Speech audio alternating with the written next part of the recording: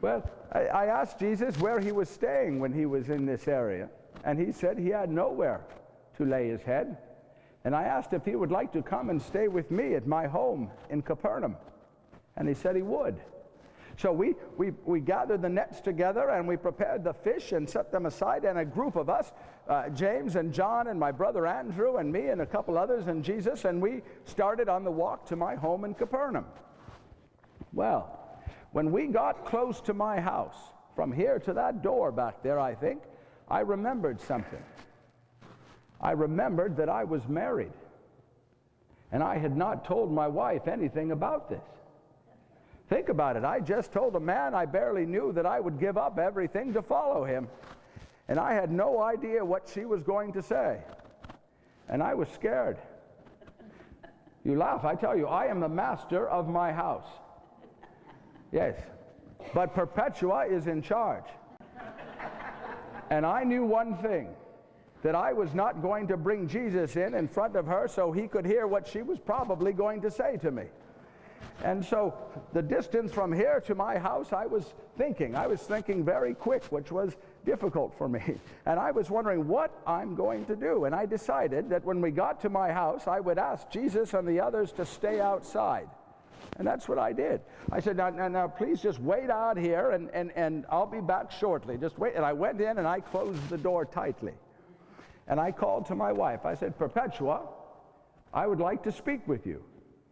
And she came out and she said, yes, Simon, what is it? I'm busy. She was always busy doing something. And I said, do you remember that I told you of that man that John said was the one foretold in Scripture? And she said, yes. And I said, do you remember that I told you that Andrew and I, we went and we listened to him speak? And she said, yes. And I said, do you remember when I told you that we believe that this was the man? And she said, yes, Simon, what is it? I said, he came to me today, Perpetua. He came to me, your Simon.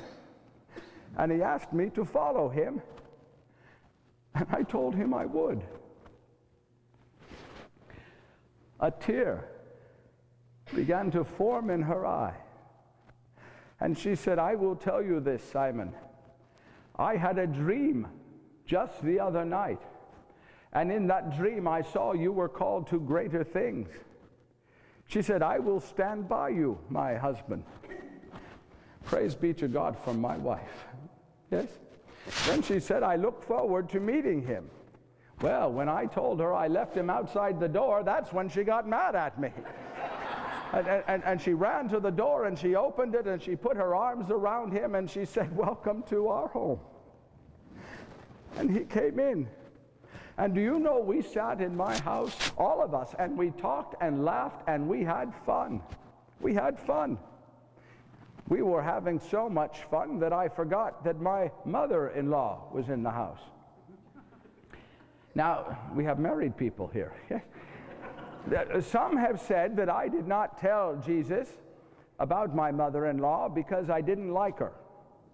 That is not the case. I forgot. And some have said that I did not tell Jesus that she was deathly ill with a fever because I didn't want him to heal her.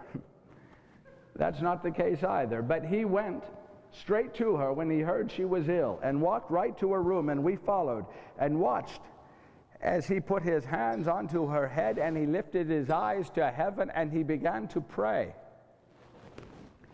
And do you know that as soon as he laid his hands onto her head, her fever broke? Her fever broke. She got up and served us that very day, thanks be to God. And not for the serving, but for the healing.